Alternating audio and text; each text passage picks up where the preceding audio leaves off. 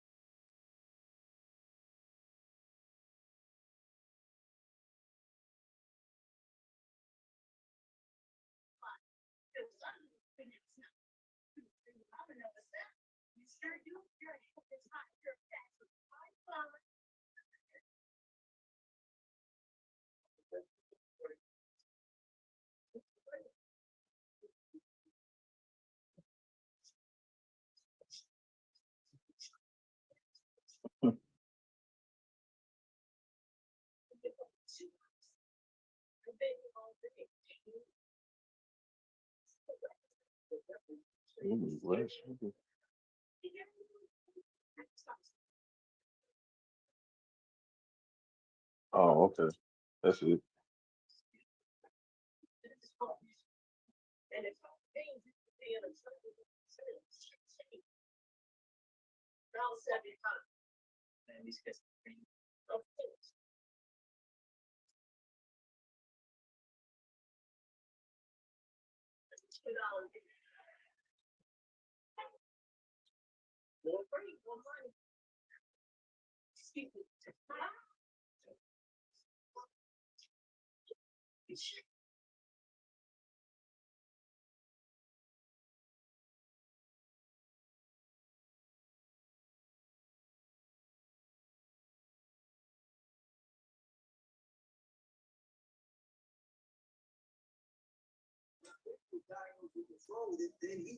Can you hit me, Doc?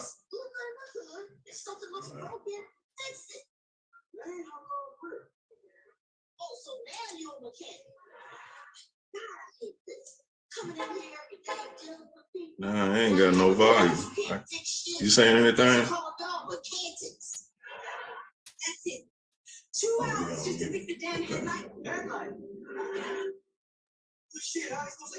What is that in the background, Mr. Anthony, man? I'm glad y'all here, man. Got my man, co-founder, man, of the Space Age Astronomy Club, man. Space Age African Astronomy Club, man. You know, Mr. Bowman, yeah, I'm saying, man, he's a resident teacher for the day.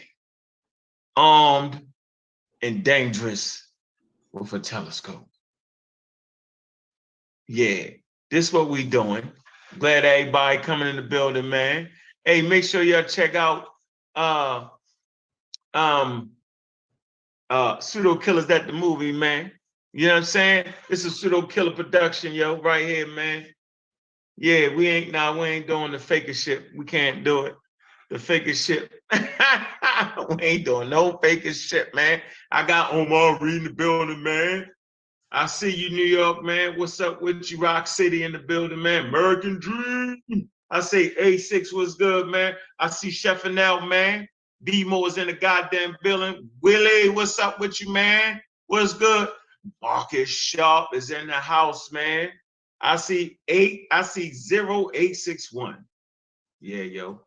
I see you in this joint, man. Come on, slide on in, man. You know how we doing it, yo. We enjoying it. We enjoying the moments, man.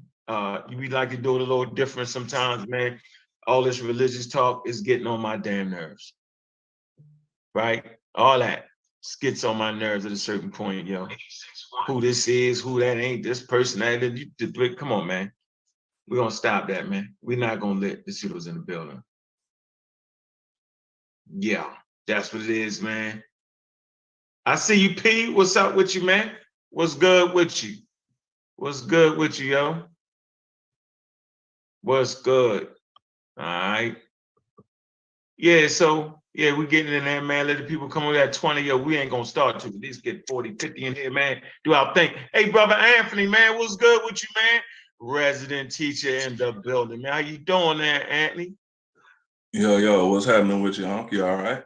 I'm good. How about you, man? I know yeah, I know you diving in between the stars, man. I see you building a catalog, man. You need to show these people, this catalog, man, you put together, man. The Space Age African Astronomy Club, man. Where's our catalog at, brother? You Oh, ain't showing the people that? it's coming along, man. It's coming along. Show them one picture. Can we get one picture? Oh yeah, well you can get the whole catalog in the Discord though. You know what I'm saying? It's been dropped in the Discord, but man, I'm talking about right here, live people, man. I got something for you. I got a little bit of my work included in this presentation, so you'll get to see. Jesus Christ, man, this is first-hand work, yo. I got a few in this included in this presentation here, so you'll get a good idea of what I'm working on. But yeah, man. So what I learned from Mr. Anthony is that astronomy clubs have catalogs where the people in the club take pictures and build a catalog, and that's what we've done. Not the we. That's what he did. Not gonna sit up here and lie. Do not give me credit for something I did not do. I'm learning as we go along. So sit back and enjoy the experience, man. Mr. Anthony is definitely my astronomy teacher. And I suggest you sit back and learn from the brother too. All right. We got our telescope in the background. You know what I'm saying? I'm gonna pull it around so y'all can see it, man. And in a second, I'm gonna turn it over to him because that's what he's doing, man. Make sure y'all be in the building, man, for the Pseudo Killas at the movies. We got them clipped up. They clipped up. We got them. We got them. Put me in the game, coach. We got them clipped up. Yeah, Anthony, man. So how you feeling, man? You know what I'm saying? Where we at? Boy, I'm doing good, man. Hearts in the building and all that, man. I'm ready to rock. It ain't gonna take long. I ain't gonna hold the people too long. I see it's Sunday, got the All-Star game going on and all that there. So. Yeah, about no damn All-Star game. You the All-Star game, man. Bobby Banger. We don't care about no All-Star game, man. We care about this cosmos. Come on, hey, and let me tell you, man, that I really appreciate you, bro. I don't know if I told you that, man. Everybody has their skill set, right? Everybody has their area.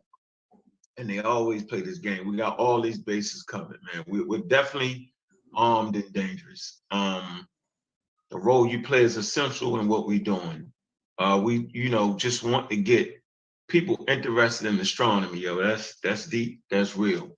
And we talk about this all the time, man. You talk forever, right? And now I would like to do this real fast before you get started, man. We're gonna let them, till they pile up in this building, man. I think I want to do this right here. I want to go and show you. See what they do is they always focus on damn religion when you dealing with Africa. They always do it, Anthony. Yeah. And I don't like that, and it ain't fair, and it's some nonsense, bro. You know what I'm saying? I feel it to be nonsense. I just do, bro. I feel it to be nonsense because it's not fair, right? They already hoodwinked us with the whole religion thing. They always told us to be the most spiritual, right? And they gave us a definition of what spirituality is, which nobody can seem to agree with. You know what I'm saying, Anthony? Yeah. It's foolery, bro. But while we consider ourselves to be the most spiritual on planet Earth, right? Mm-hmm. Yep. The other human beings on planet Earth, right? They looking past what they gave us and called spirituality, and they all in the bushes and all in the weeds, all in Africa, you know what I'm saying? Looking at the technology and science. While we over there focusing on the star and them, oh, the stars just man. We all on that, but we ain't on this right here, right? And let me tell you why this right here is an all African thing. Let me watch this. Let me do this I'm gonna warm y'all up. I'm gonna warm the crowd up, man. I'm your hype man for the day. Right? You know what I'm saying? All great heroes need a hype man. Daggone right, yo. I want y'all to get what I'm getting from the brother. Humble brother. Right? Learn with me. Okay? Learn with me. Trust me. Man, tell you. So we're gonna do. All right. Let me see. What we want? Let me see. Oh man. Okay. We don't want none of the nope. All right, yeah, here we go. We're gonna put this right here. All right. All right. All right, let me get this out, but we don't want that. Nope. Nope. We want to use two things here, right? Why is this on here, man? It just will not stop. So we'll just come real quick here. All right. 1 second. How you doing, though, Anthony? Everything good with you, brother? Oh yeah, man. Shit, I can't complain, dude. You know, and I feel where you're coming from. Yeah. You know, it's more to Africa than spirituality. You know, you got Napta Playa and you know, a lot of other sites, you know, that they use to observe the cosmos. You know, they did it for different reasons, you know, mostly for, you know, planting and stuff like that. You know, they used it for survival.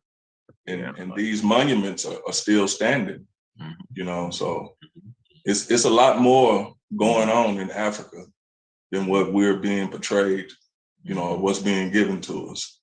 And I can imagine, you know, it just feels good or whatever the case may be, you know, but it's more going on, man. And we got to get into the space age with the rest of the world, you know. You bringing them in, yo, space age Africans, man. This is what we're doing.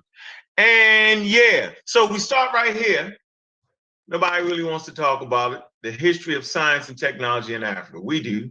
They say Africa has the world's oldest record of human technology and achievement.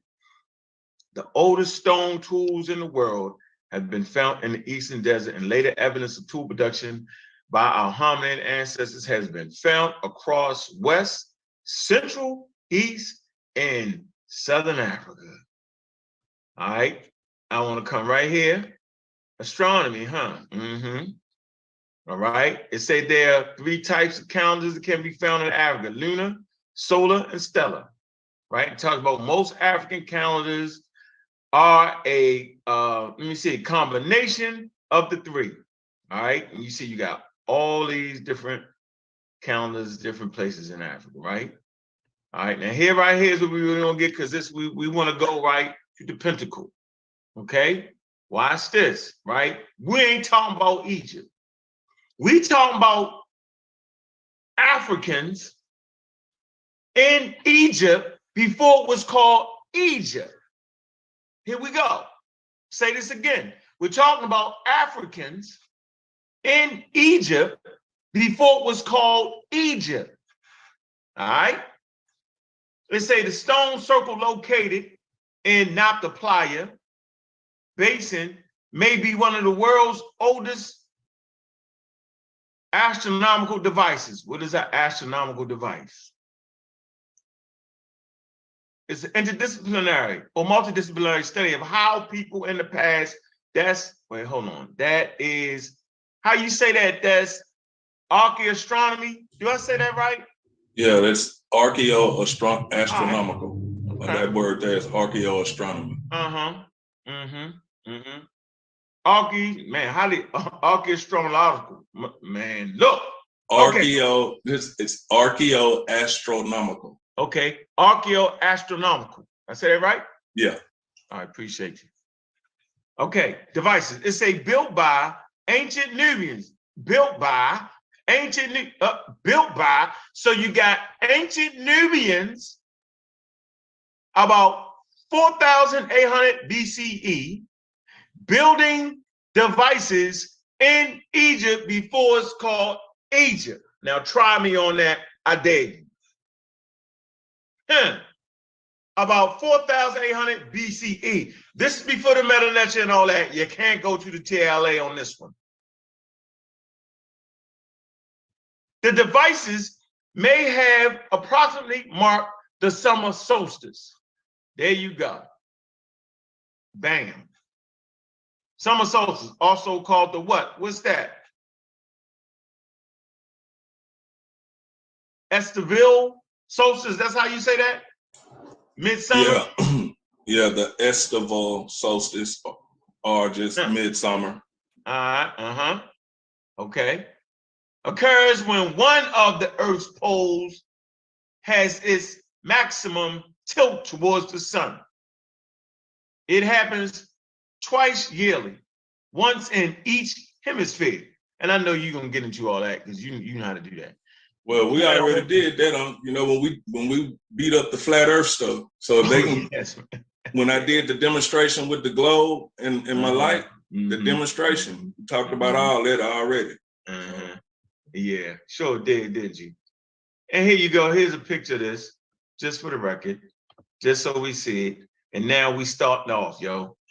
You know what I'm saying? So this is the precursor. This is what I want you to see. All right. This is in the Nile Valley. These ancient Nubians, most old Nubians.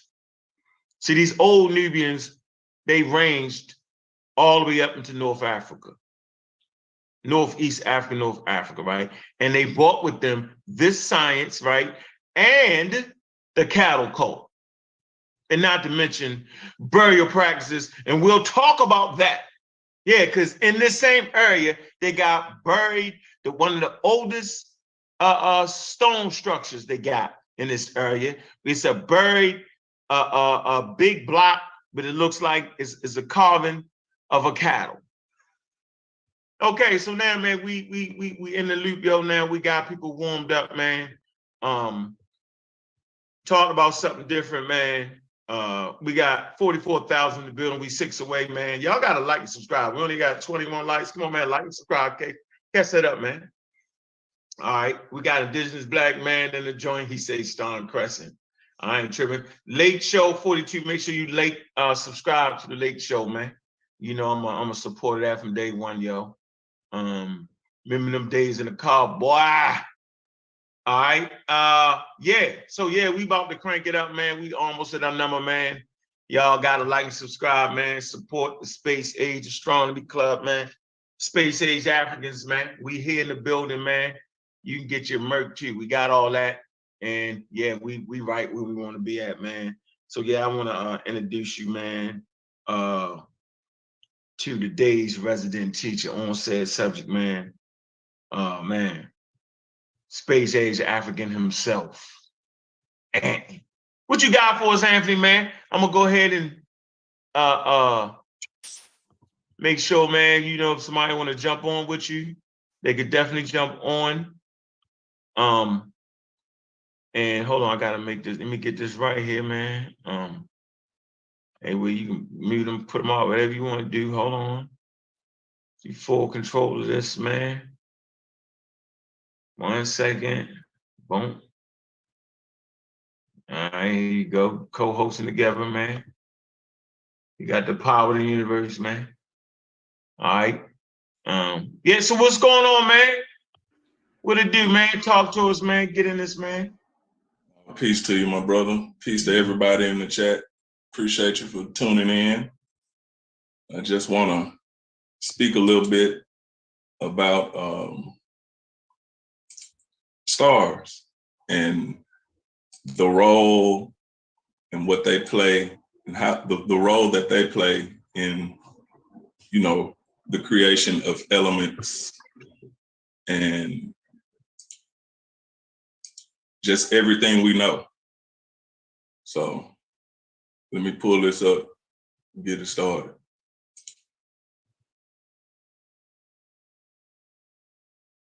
My man Mongol Slade say Easter Island. Yeah, this occurred about 2,000 years prior to that. And we got one more statement. God said, well, if it ain't Nubia that hides its Nubians, well, the word Nubian means southerner for real. So Southerners. Yeah. Trying to help you, Chief Madness, Chef Madness. Come on, man. Act right, yo. Stop it, yo. Stop being super technical, yo. You bucking. You know damn well ain't no Egypt 4,800 BCE, yo. Stop, man. Come on, yo. You acting up already, man, for no reason. Wild guy, man. Wild guy. All right, you ready? Oh yeah, I'm ready. Can you see my screen? Oh, got you. Okay. All right. Okay, these are two of the articles that I use to describe what we'll be talking about today. So y'all can put these in your Pseudo Killas Space Age Astronomy, Space Age Africans Astronomy Club folder there, which you can find them in the Discord as well. But they just basically talk about, the formation of stars and the classifications and how do they come to those determinations. So let's get it in. All right, this first slide here, this basically sums up the whole process, which right here we have what starts it all is the star forming nebula, or this is the nebula, which, a nebula is a big cloud of gas and, mostly hydrogen, some helium and other, elements, depending on the stage of the nebula. But your stars form here. The first stage of the star would be a protostar. And based on its mass, it's going to take one of three routes. So the smallest of all would be the red dwarf, which is the most abundant stars in the universe. 75% of the stars are mainly red dwarfs. You can't really see them because they're not really emitting a lot of light. They're very small. There's not enough mass for it to really ignite and fuse helium. Then you get your low mass stars, which would be one like the sun, which fuses helium and goes on to be a red giant planetary nebula, back to this star forming region. The higher mass stars, which are more massive, they have an abundance of helium to burn, but their mass makes them burn a lot faster. So this is, like I say, the first stage, main sequence stage, then it goes into the giant stage, supernova, and so on. All right, this is a picture of what's known as the Orion Nebula, and this is one of the pictures that I've taken myself, and this is a star-forming region. So you have stars forming within this nebula here, and this is something that you can see with your naked eye. This time of year, you come out sometime tonight, look towards the west, and you should be able to see Orion, the constellation Orion. Well, this sits within the constellation Orion, and there are stars being born in this nebula here. So that's something you can go out and see for yourself with your own eyes. But this is a picture that I took myself. So the first stage would be the T-Tauri in the protostar phase. This here is a picture, a time lapse of what's known as XZ Tauri, and it's about 950 light years away. But what you would notice here is you see there's two stars that are protostars. They're in the first stage of ignition. They're starting to heat up. They hadn't started fusing. In the protostar phase, you not quite fusing the hydrogen yet, but it's producing enough heat to give you, you know, a lot of blow off. And that's all this heated gas. You see this first photo was taken in 1995. And this one here is 1998. And you can see that this plume here, and you tell how it's growing over 3 years, over a 3-year period. And then they came back in 2000 and got another shot of it. And you can see how it's expanding, but those two stars right there are gonna be a binary system. And it's, like I said, it's in the protostar phase. So it's getting hot, it's heating up. Now, a lot of material will be falling back onto the stars, and it's gonna be growing, getting more and more massive. And that's when it starts to fuse hydrogen. And once it starts the hydrogen fusion, it moves into what is known as the main sequence phase. Now, this is where it's gonna spend the majority of its lifetime, fusing hydrogen to get all the other elements that we know of on the element chart. And that process takes place in a couple of ways, depending on the mass of the star. So you have proton-proton chain and the carbon, nitrogen, oxygen cycle. You know, that's the two of the main ways we know of hydrogen fusion taking place in stars. Now, this one here is basically the previous slide, but it's just showing you the core of the star. Yeah. And we start with the hydrogen. Hydrogen is producing helium. And like I say, through those processes, which proton, the proton-proton chain, or the CNO cycle, which we can get into in more depth at a later time. But that's how these elements are created. And this represents the core. And you see, it's like a lot of scientists like to compare the core of a star to an onion because it's in layers. So you would have helium here, and if the star is hot enough to fuse helium, then that would produce carbon and oxygen, you know, neon and so forth, all the way up into iron. Now, iron it's gonna take a very, very massive star to get down to iron. But once it reaches iron, then it's over with for the star.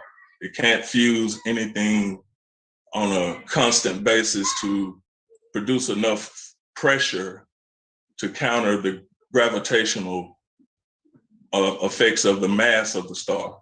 So our sun is gonna stop right here at the helium phase, where it fuses helium to carbon. So that's like Sirius B. That's gonna give you a white dwarf, you know, for the most part. Did the doggone say they didn't say it? They did say they didn't say it. They did say it. They did. Yeah, something like that. Something like that. Okay, so once the star is fusing hydrogen and it's moved into the main sequence, now we can get into the classification of the stars. And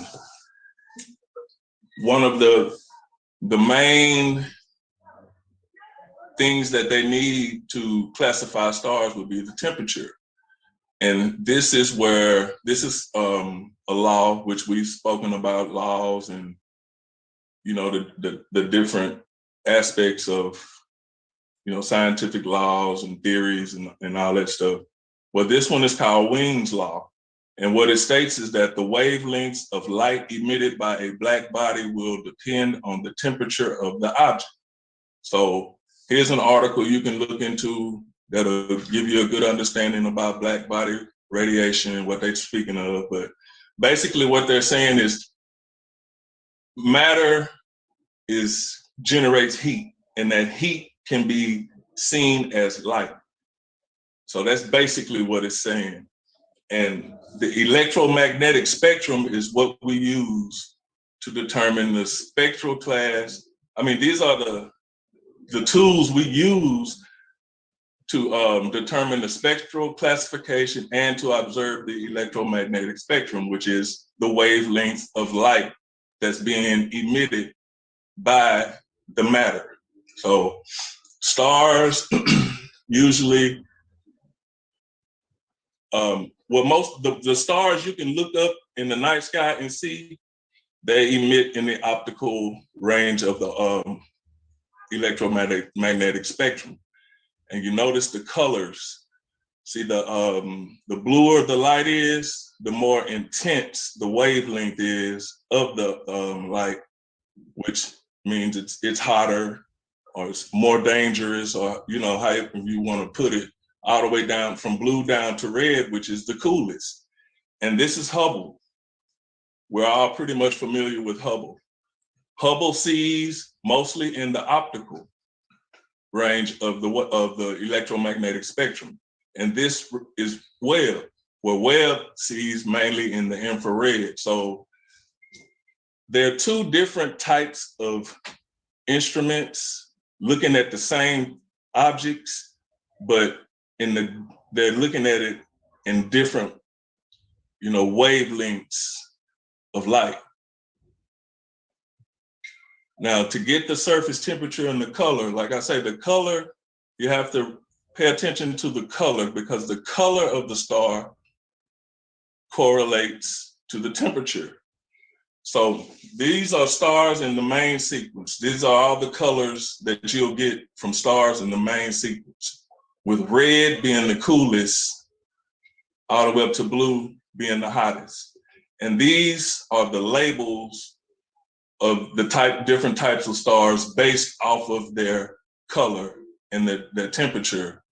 So an O-type star would be the most massive and the hottest, whereas an M-type star, which is red, would be, the coolest and the smallest of the main sequence stars. Now, this color also correlates to, stars in different phases as well. And we'll get to that in a minute. So you take that color, and the temperature, and that correlates with the size and the luminosity of the star. So basically, our sun is a G-type star. So it's not really, it's hot compared to what we understand as hot, but when you're speaking of stars, it's not really, it's just the average dude, pretty much, when it comes down to stars. Now, the luminosity can be a little tricky as well. So this is how they get the luminosity of a star. They measure the spectra from the photosphere of a star. And there's a difference in the main sequence phase and the giant phase of a star.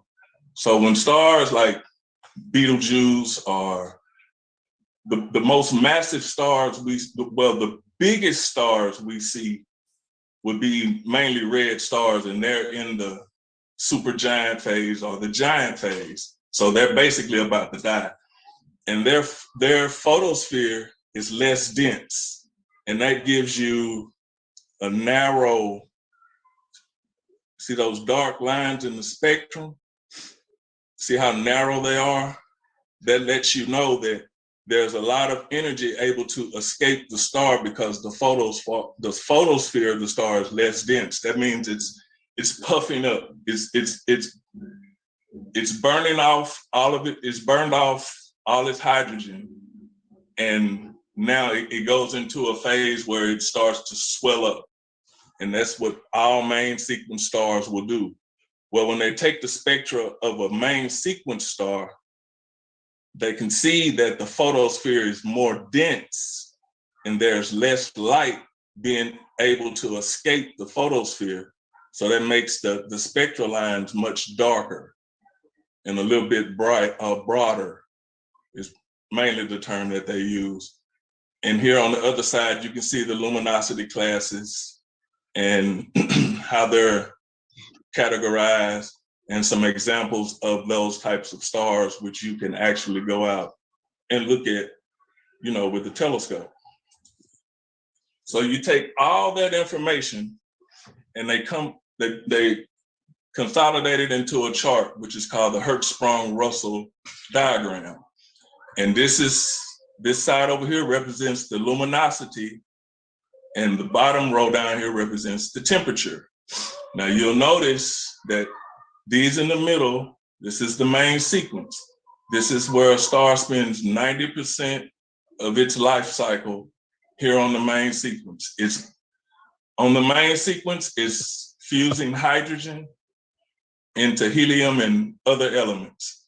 The more massive the star, the hotter the star, the more elements it will fuse. Whereas, like I say, the sun, outer sun, which is an average star, is gonna stop with helium.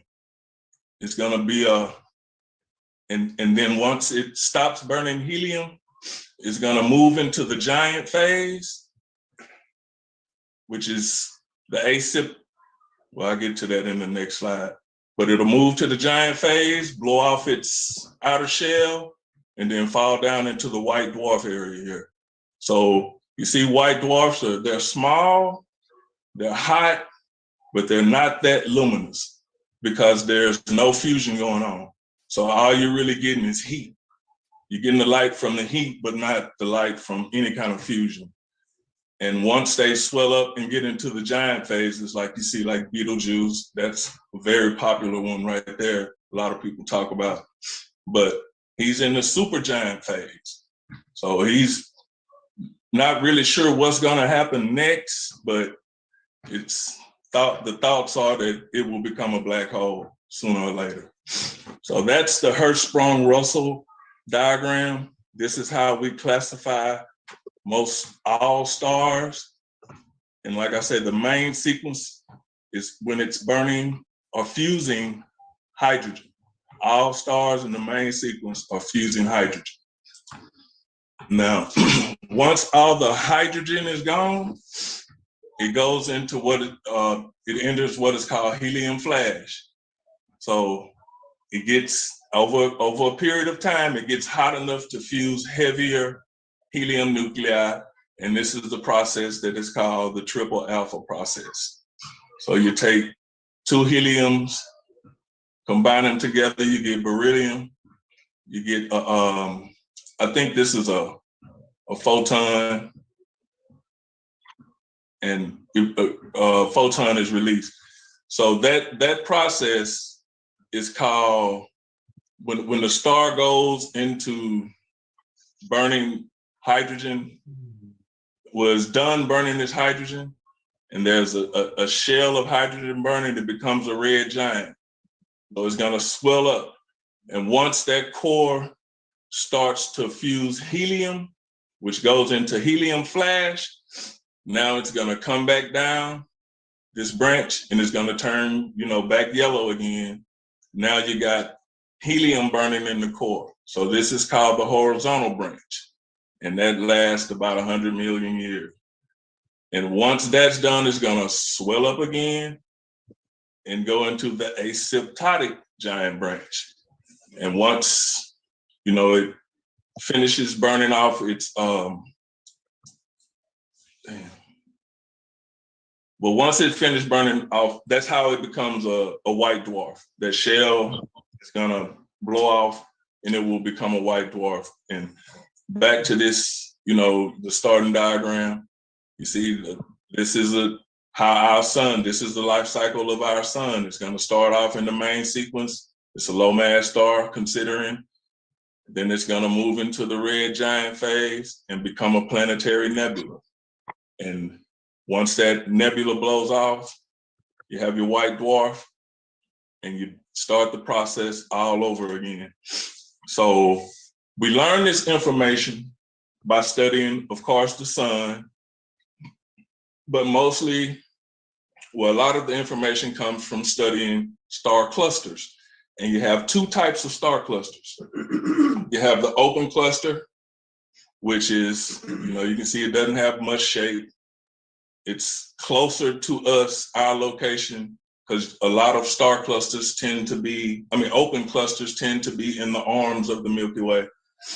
And a lot of them, the stars are much younger, they age maybe millions of years old. You got a lot of hot blue stars.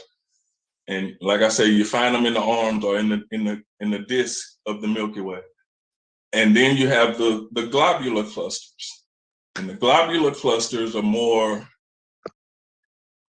spheroidal shape, more round, not necessarily round, but they're packed. You have many more stars packed closer together in a smaller area. So, and they're much farther away. You find most of them around the halo of the galaxy. They're much older stars, and it's just more of them. You have thousands to millions of stars packed into a smaller area. So, and like I said, most of them are found in the halo, which leads them to believe that they were captured in galaxy collisions, because a lot of these stars are older or maybe as old as the Milky Way. But their orbits, which they use a satellite, it's called the Gaia satellite, to map stars and galaxies. And what it does is it tracks them over a length of time to trace out their orbits, so they can pretty much reverse that to give you a scenario where they were captured in galaxy formations. And here is some more of my work, which is here to the left, the Dogon, which we like to call it. Some people, it's known as the Pleiades, but this is an open star cluster. And like I say, these are photos that I took myself with my equipment, and you can see these clouds around these stars. See, that's the cloud that produced the stars. And the one to the right, this is M13, which is a globular cluster. So this is full of just millions of stars, like I say, in a smaller area, and they're all gravitationally bound together. These open clusters, they're not gravitationally bound. Over time, they will all drift away and become what you call field stars, like our sun. It's believed that our sun started out in an open cluster like this, and over time, they just, they're not gravitationally bound, so they're kind of going their own separate ways. Whereas a globular cluster, all the stars are gravitationally bound together. And within globular clusters, you find black holes, you find quasars, you find neutron stars, you find all of that within a globular cluster. So that's basically it. But just to summarize it all up, stars in the main sequence, your blue stars are big, they're hot, bright, they're up to 200 solar masses. The solar mass is the mass of the sun. The yellow stars, they're in between. And then you got your red stars, which are your small and cool dim stars. They're not nearly as big as the sun. They're not fusing any hydrogen. They're not really emitting a lot of light. And then you got your red giant phase, which all of the stars in the main sequence will go through a red giant phase, except the red stars, the small red ones. But the ones that are actually fusing hydrogen, they will go through a red giant stage. And the bigger ones, they'll go through the super red giant phase. But these red giants are stars like our sun. It's going to end up a white dwarf. So that's basically it. That's all I got. Hey, that was enough right there. That's something. Let me ask you a question. Put the slide back up there. We had the different the alphabet on the different types of stars real quick. Got a question for you. All right. You said we was a G star or something like that? Yeah, the sun is considered a G2 star. Okay. So here's my question. G right there. All right. And first question is, so you're saying that the Dogon gave you those pictures, No, or you took them? I took those pictures. Oh God. I thought the Dogon took the pictures. No, don't mind that. And Oh, the man. quality gonna get better. Oh, Quality gonna get better. And man, you keep saying that, and it actually keeps getting better. I remember your first attempts at it, and just the growth is like, yeah, man, you really stacking the catalog up. So you talked about forging elements and pop stars. We talked about pop stars, first generation stars, second generation stars, right? yeah, And so, okay, so based off of this chart, my question would be that there are actually trace elements in our body that actually couldn't be forged by G stars. So what other star do you think was burning hot enough to forge those trace elements in our body? it has to be the population. It's got to be the population stars, which I don't even know if they would fit on this chart because they would be way hotter than and bigger than the biggest stars that we observe today. So those stars are the seed stars. Is I hear a lot of astronomers call them the seed stars, which they're getting close. We're getting pretty close to finding them. They got a few prospects right now that it still hasn't been made official.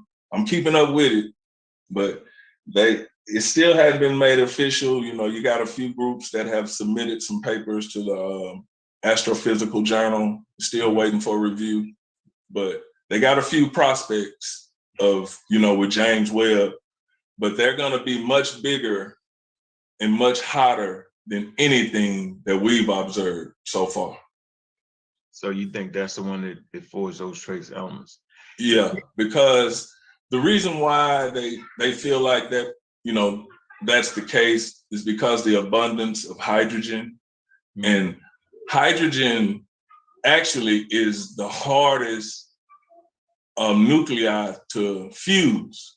So once you get a star to start fusing hydrogen, then it's kind of like a runaway effect because each element after hydrogen, it takes less energy to fuse them.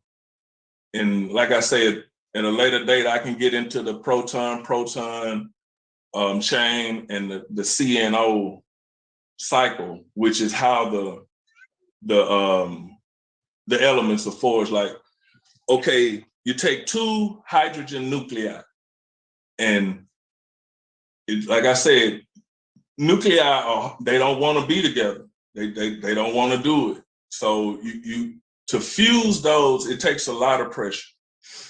And once you fuse it, now you have what's called hydrogen 2 or deuterium, which is an isotope of hydrogen.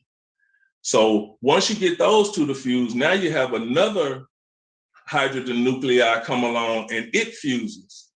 Now you have what's called H3, which is, I think they call it light helium. So now you have a H3, a hydrogen with 3 nuclei, and you get a fourth one to come in. Now you have your helium. But that's a very hard process, and it takes a very, very, very long time and a lot of heat and pressure to do that.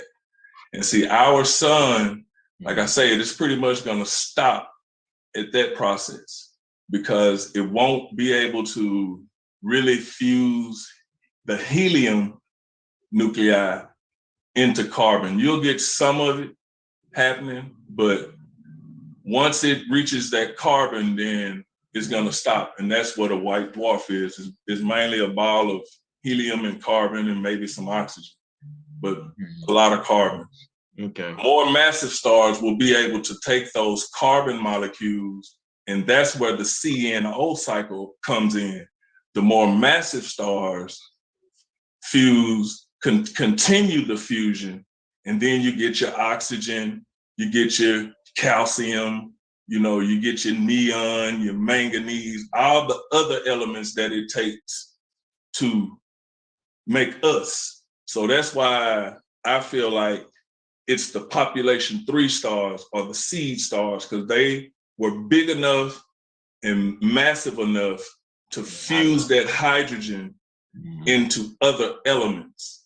And you also have like neutron star mergers. They produce a lot of heavy elements as well, like gold and platinum and that kind of stuff.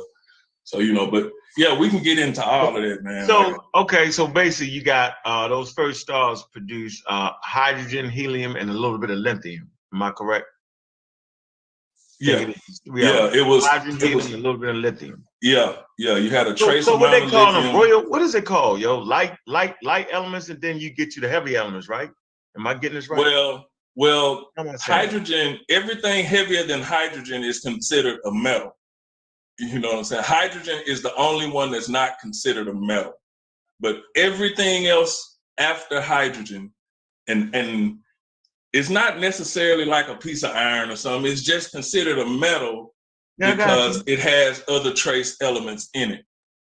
Heavy elements. So, okay, I'm saying it's the light elements first, and you explain why, and then and then you form the heavy elements, which is gold and all that. That's what you're saying? Yeah.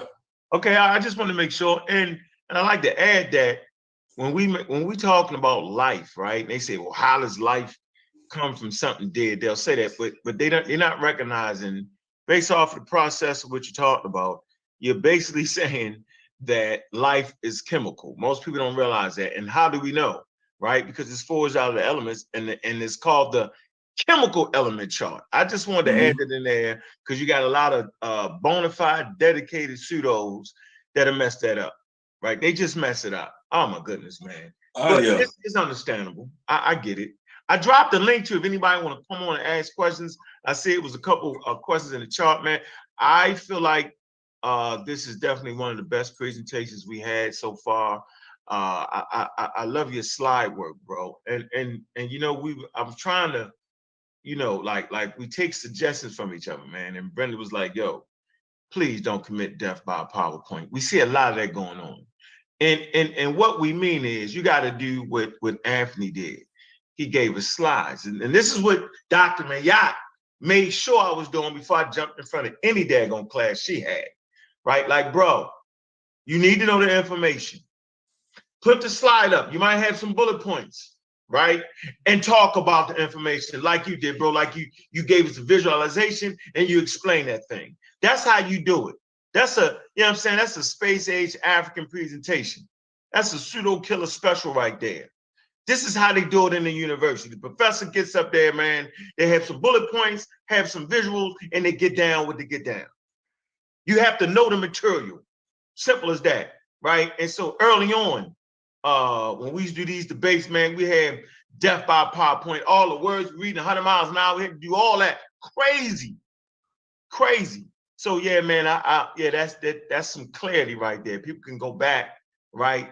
Nice and smooth, real delicate, lovely visuals right there, man. And I can't speak for nobody else, but I learned a lot, bro. Powerful information, man. And yeah, man. So this is the first one, man. And bro, you did a great goddamn job, man. Like the shit was clear, bro. Like that's it. And I appreciate your growth, not the information because you was there, but I appreciate your growth in getting through the barrier, right? The obstacle, I call it the obstacle. The obstacle was really actually push you forward, right? Being able to disseminate the information to groups of people, bro. You know what I'm saying? Like you can know something, right? But to be able to put it out there like that, and I'm saying, yo, you got it, bro. That was, I love that, man. You've been doing that shit, and excuse my language, you've been actually been doing this real heavy, man. You got to subscribe to the channel inside of the Discord. What's the name of the channel inside the Discord where you be killing them, bro? So they can just sign up and go to your channel in the Discord. What's the name of it? Well, I just used the Math and Universe section in the Pseudo Killas Discord in the Math and Universe section. Yeah, and you can find a copy of, like I said, the work that I've already done as far as getting started with the catalog. You can find that in that same section as well.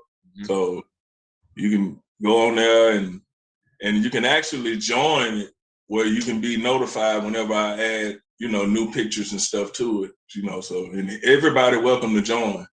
But, You know, if you interested in taking pictures and want something added to the catalog, should get with me, because that's what it's all about. This is a project that I feel like we all can contribute to and take advantage of, you know, and you have so many catalogs and so many astronomy clubs, you know, that they put together themselves, represent themselves through that.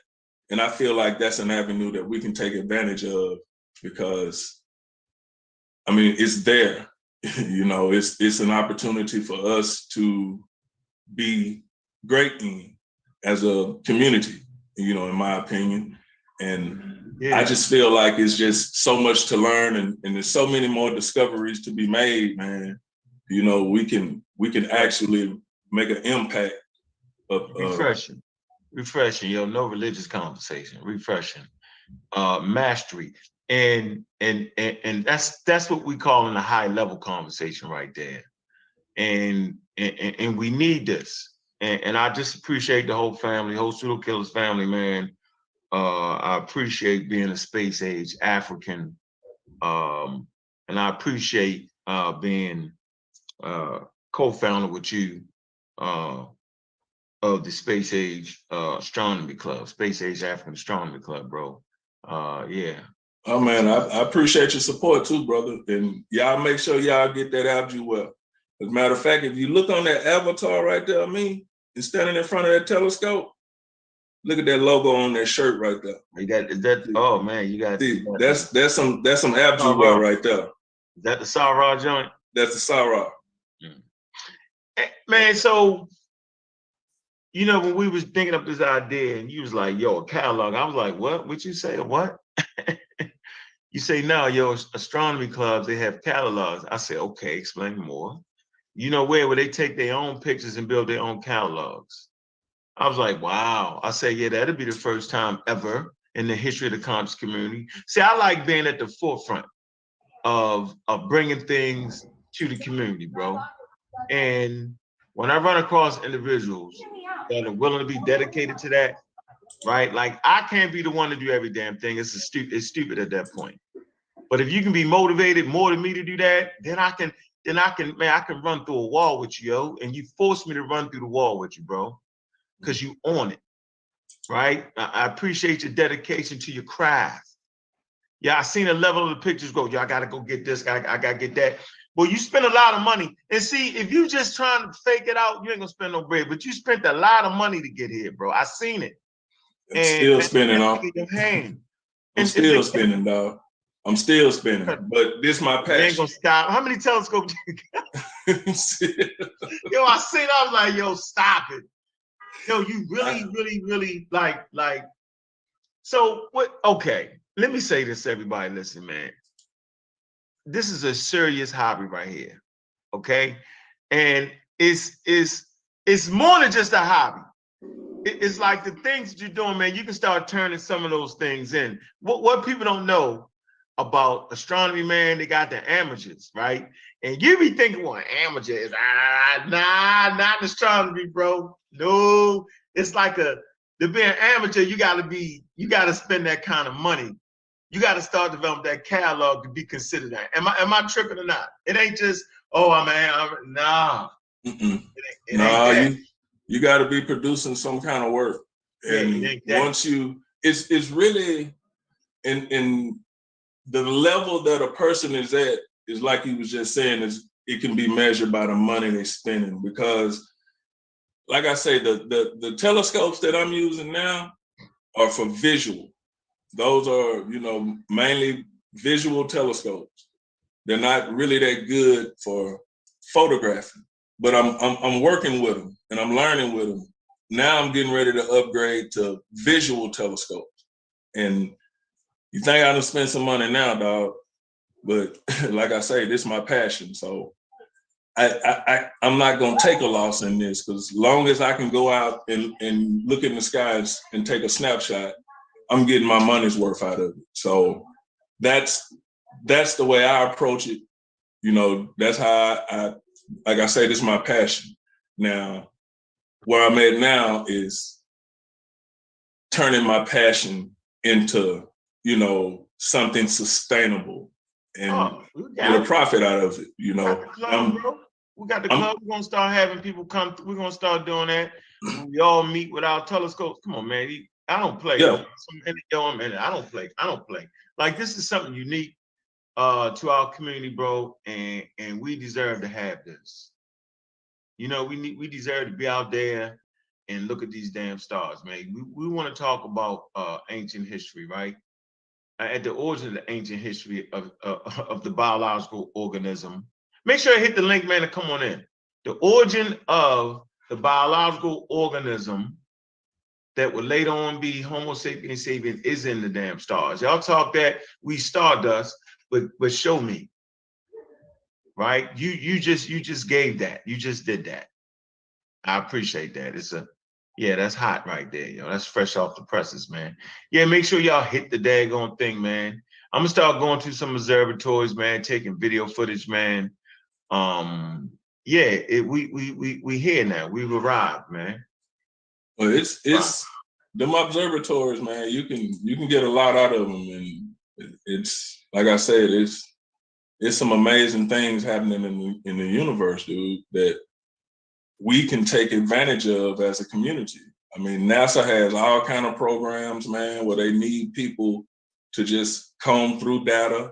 I just checked into another program that they got going on where you just submit pictures of where they want you to just take pictures of galaxies looking for supernovas to go off. And, you know, that's where my interest, you know, mostly lies. So that's, I know what the question is. My fault for cutting you off. It just came to my head. A person was basically saying, do you have any pictures of a star being born? Well, that was one of the slides that I showed. I don't have any of mine. Okay. Now I do have that picture that I showed of the Orion Nebula. But once I upgrade my equipment, because there's some stars that are actually going through the T-Tauri phase in that nebula right now. So give me a few more months and I'll be able to get a better picture of that nebula, and maybe we can see those processes. But a lot of that, you know, you have to see it in infrared, because they're not the protostars themselves. They're emitting some light, but there's no fusion going on at the moment in the proto or the T-Tauri phase. It's getting there though, but like I said, they estimate that it took the sun like 50 million years in the protostar phase. So it's a long process, but like I said, there's some other nebulas like the Eagle Nebula, which I'll be able to get a picture of that around May. Going into the summer, I'll be able to get a good shot of the Eagle Nebula. And that picture that I showed is actually a star in the Eagle Nebula. Now, hopefully with my, you know, equipment, I'll be able to get some kind of glimpse of it, but that's on my list for May. I got that on my list. So yeah, I'm working on trying to get a actual picture of that. But like I say, right now, the best I have is that Orion Nebula, the one that I showed. All right, so we got, man, all right, hey, Juju, I don't got to introduce you, man. You family all the way, but how you doing, Juju? I'm chilling, thank you. How you doing, my sister Juju? Peace, Anthony, that was awesome. I'm so happy and excited. Oh, thank you, man. Hopefully there'll be more to come. What's happening with Joe? You all right? Yes, sir. What's going on? I didn't get a chance to hear the presentation. I'm going to rewind it and listen to it. But, you know, I had a question for you, because I hear you talking about looking out up at the sky. So I noticed next to the moon, now I don't have my east, northwest, east, south orientation right, but when I look at the moon right now, I notice there's two really bright stars, or whatever they are, next to it. Have you noticed that? What is that I'm looking at? Well, it's kind of hard you know what I'm to talking say. About? It's kind of hard to say, because when you're dealing with the moon, you're gonna need a more specific date, because the moon is in a different spot in the night sky every night, right? Or in the daytime. You know, It's out during the day and at night, but it's orbiting the Earth. You know what I'm saying? So it's in a different spot. So check it out. So if I go out about 6:30, 7 o'clock, it's just when it starts to get dark. I got 2 pictures. They're not real clear because I'm taking them at night. Anyway. So you're talking about in the West. Yeah, that's gonna be Jupiter and Venus. Oh, is that what that is? Okay, Yeah. they're super bright. And I'm like, why are they so bright? Yeah, Okay. that's Jupiter and Venus that's in the West, in the western sky. Yeah. Okay. All right.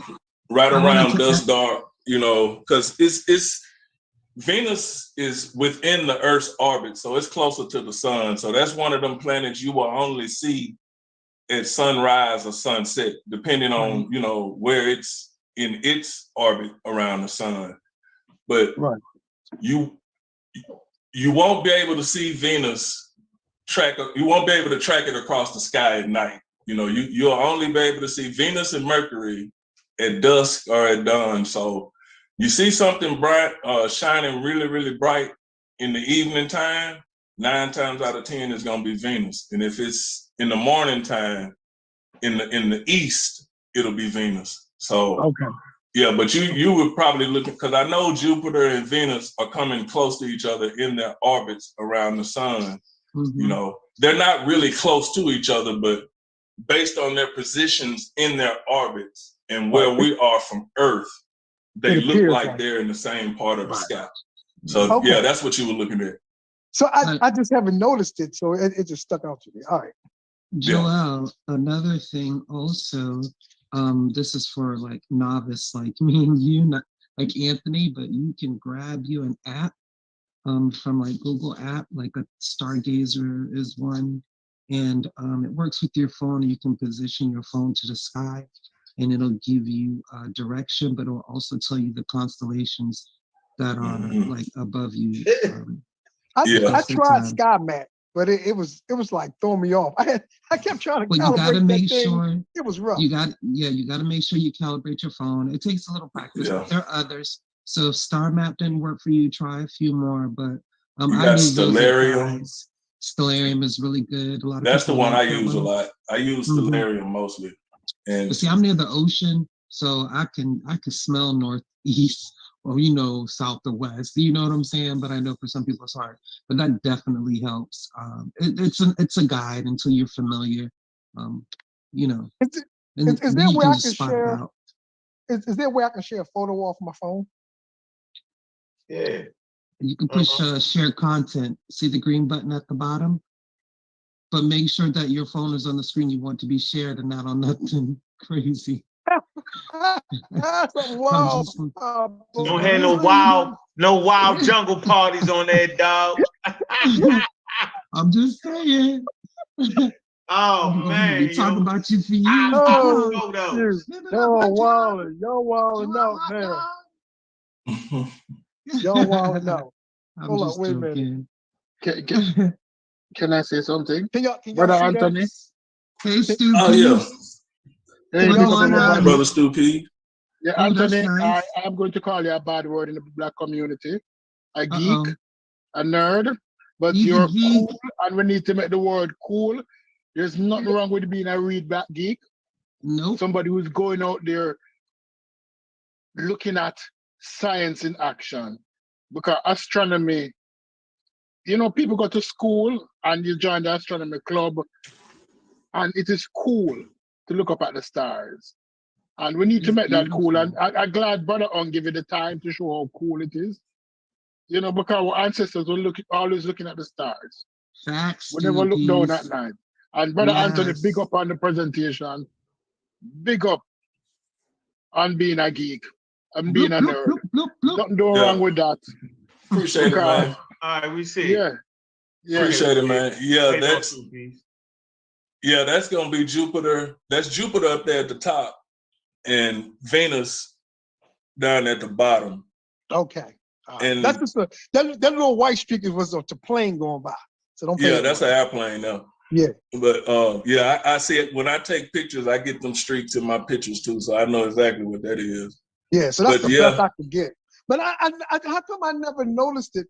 I've been staring at the sky for a while. Maybe my eyes just not trained, but I hadn't picked it up until this year. I saw the second one, the one that's near the bottom, and Yeah. and I was like, well, dang, is something coming to get us?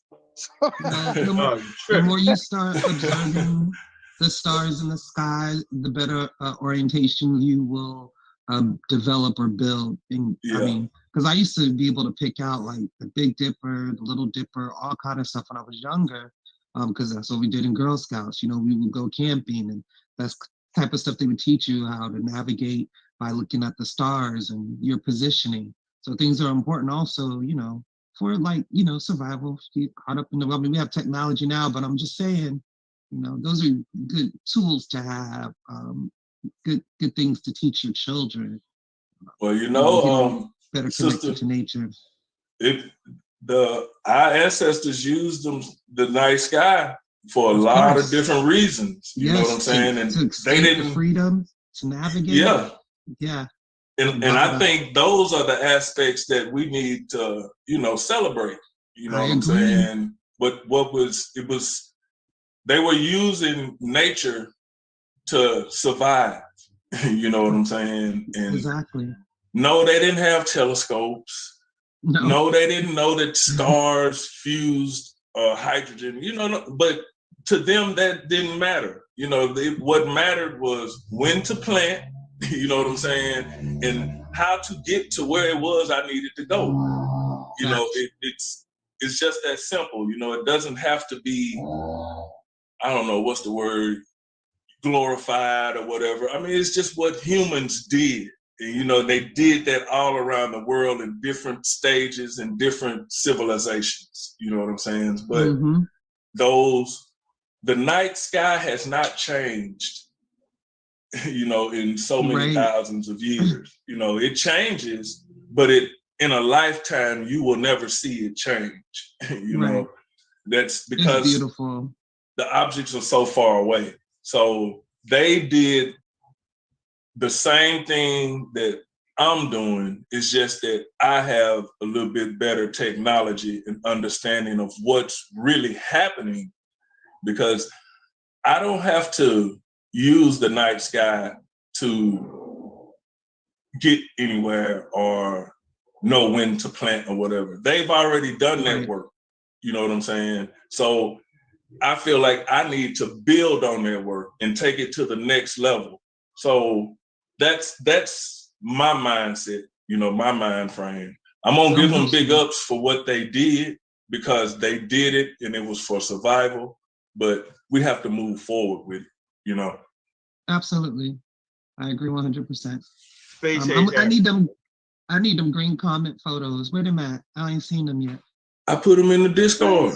Africans. I missed it. You're gonna have to like tag me on the photos. Yeah, I did. I tagged you in the pictures that I put in the Discord, Ms. Judy, but I still got them. They in that catalog. Matter of fact, I think I put them in the catalog. I looked in the catalog because I'm part of the Space Age African Astronomy Club. So, you already know. and y'all just know that I do take requests. So if you see anything you want to try to get a shot of, let me know, and we'll fit it in. African Astronomy Club. What time Are it you is? making a song? Unc made a jingle for us. Yeah, man. Appreciate it, man. Look, man. A lot of people came through today, man. I appreciate that support, man. You know, we're gonna kick it back in about 8:30, man. Just want to keep the content, some good content going, man. Everything can't be about Egypt. You know what I'm saying? You know, we deal with the pseudo claims, right? Misinformation, but it's always, you know, great moments when we can just pass this information on to you. And you know, I listen to expert presentations and how they get it down. And the brother actually gave y'all, he kind of let y'all into the world of astronomy, bro, right there. You know, how it worked, right? Go back. He gave you some sources, great websites, right? Go back into that, right? Be a part of the learning process. All right, it's essential, not just sitting here listening, right? You got to be a part of the learning process. You got to go in. We need all the support we can get.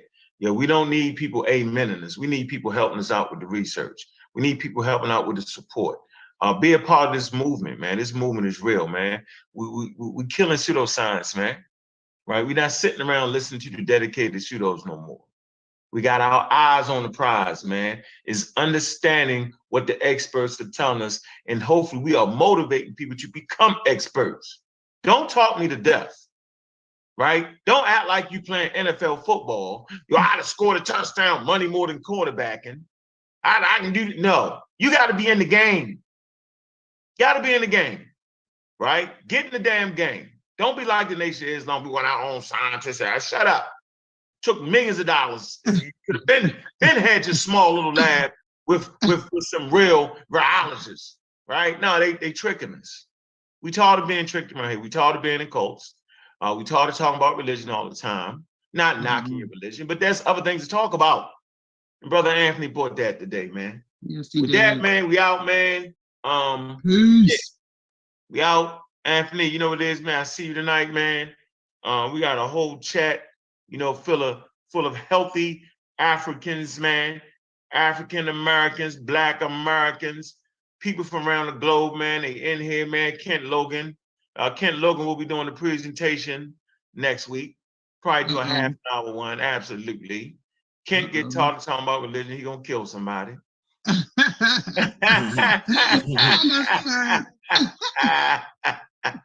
We cannot let him kill one of us. We gotta let him go. Let him man. get it in.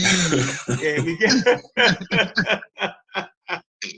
Oh boy, that's funny. God damn it, I'm tired of talking about easy way with that. Man, we got a range around here, man. I mean, we just got a range, man. Like, come on, man. I see you, man. Y'all know what it is, man. With that, man, look, we out, man. Hit that daggone Cash App, man. Hit something. Hit the website. Hit the Discord. Do something, man. Don't be laying around just not participating, man. This ain't what we doing. Not sitting around cracking jokes, although we gonna crack jokes. We ain't sitting around chatty pattying, right? We ain't doing that. We like to get it and have some fun, man. And we ain't talking about other Black men and Black women, man. Our content ain't based around that. Although I can definitely dive through the mud at 100 miles an hour.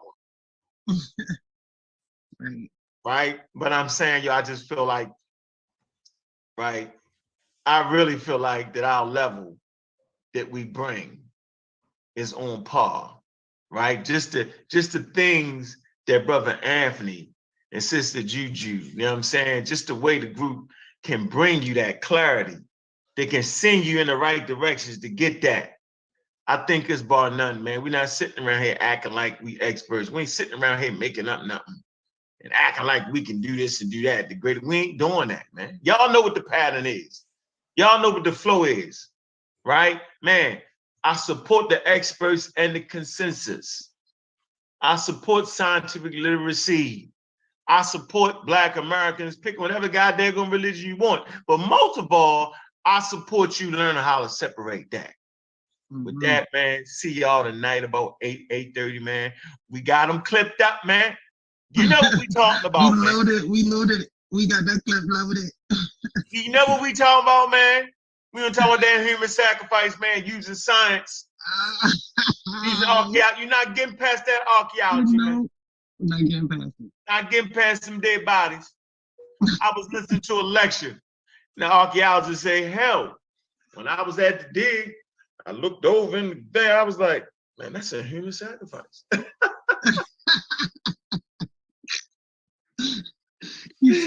years of field research. Tell the difference between, we just, put a man in and sacrifice that man for something, man. There's a difference. We're going to find it out tonight, man. Appreciate everybody, man. Hey, like and subscribe, man, to the Magi Artist, man.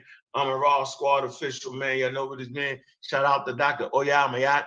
I'm a Raw Squad official, man. Shout out to Sister Naya, man. I'm a Raw Squad official, man. And to further notice, man, we out, Juju. Appreciate you, man. My partner in crime, Juju. Absolutely. Elevating the game around here. And closes out Mr. Anthony Bowman. Yeah, I'm saying. Starman. That's Starman. Starman. We call you the Starman. Starman. Yo, there you go.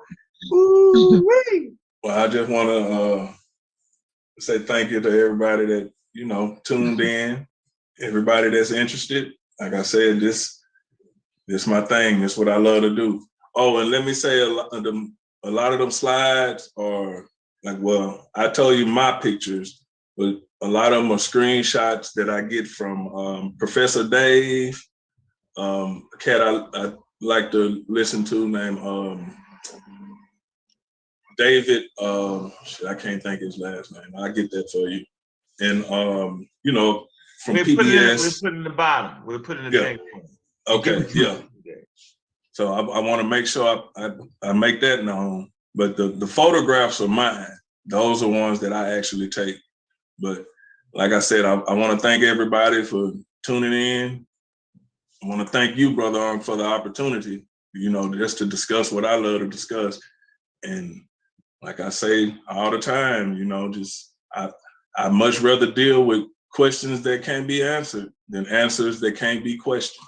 So that's why I stand. That's why I love astronomy. And like I plan on building on this, you know, this is the overview. Now we can get deeper into each one of those slides and those processes. So be looking out. That's coming up. Killing the pseudoisms one pseudo at a time. The fake, you coming up with the fake universe, they make up the fake, oh, we can see this. We know the ancient African culture could do this, man. Stop it. Stop it, man. Anthony, when you get a picture of Nibiru, let me know, okay? Oh, y'all crazy. Nah. Hey, I do request Sister Juju, but I can't do the impossible. You know? Hey, what show up in the telescope is what show up. If it don't show up, hey. And then, you know, daggone well, you got some little men in that daggone telescope, yo, putting up them pictures. Yo. I can't believe somebody told you that. I'm crying. But they ain't got no pictures of Nubaru though, huh? He ain't got no. Oh my gosh. Somebody actually looked at me in the face. A flat earther. Yeah. Amen. True story. Flat earther told me that it's a man inside my telescope changing pictures every time I move. Every time you repeat it, it gets funnier and funnier. Hey, I don't do the God thing, but that, like they say, that's the God's honest truth. The glasses off like this, flat earth, he said, Anthony, now you know there's a little man in that telescope, and every time you move it, he's putting up another picture. And with that, man, look, man, we out of here. See y'all tonight, man. Pseudo Killas at the movie. At Panera,